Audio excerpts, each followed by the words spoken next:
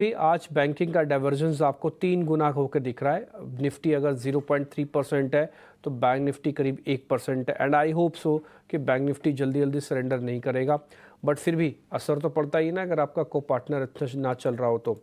Any how कुछ और stocks check करवाते हैं जहाँ पर आज पोजीशंस बन रही है। एयू स्मॉल फाइनेंस बैंक भी है, क्या ये एक इन्वेस्टर की कॉल हो सकती है? चंदन सर आपसे पूछता हूँ, एक इन्वेस्टर को एयू बैंक में आना चाहिए, उसके सामने और बैंक भी हैं बट एयू बैंक भी है, तो आए या नहीं आए?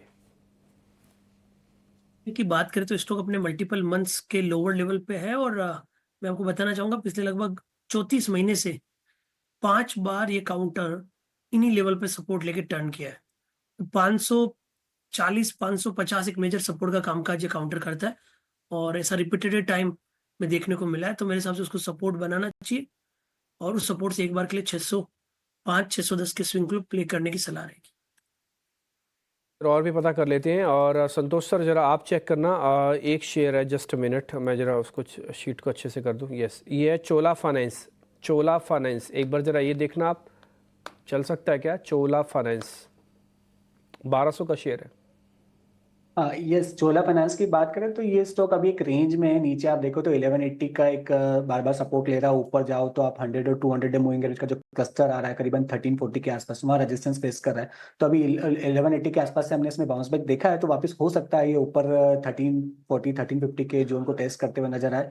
सो रिस्क रिवॉर्ड फेवरेबल है, आप 1180 के स्टॉप लॉस से ट्रेड कर सकते हैं for the target of 1340।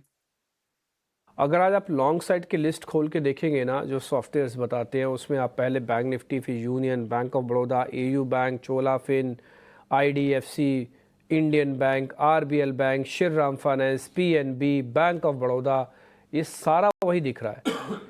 Share छांटने पड़ के देखने पड़ रहे हैं कि अच्छा कहाँ पे बैंक्स और फाइनेंस के अलावा कुछ भी चल रहा है। तो हालांकि ये भी उतना नहीं चल रहे हैं, मैं आपको बताऊं।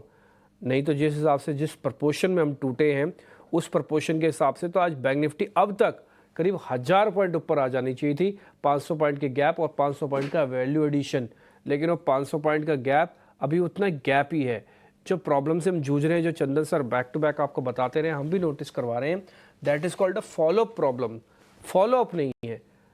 आप ये पहली बार नहीं है पिछले 1 महीने के अंदर आप गैप अप हो रहे हैं, पहली बार नहीं है ऐसा हो रहा, कई बार हुआ है। बट प्रॉब्लम क्या है कि गैप अप होने के बाद की जो फोर्स है वो मार्केट में एब्सेंट है। वो इंस्टीट्यूशनल्स की कमी आपको साफ दिखती है, वो फिर बड़े प्लेयर्स का टूट जाना वो साफ दिखता है, जैसे मैंने थोड़ी देर पहले आपको रिलायंस इंडस्ट्रीज़ भी दिखाया।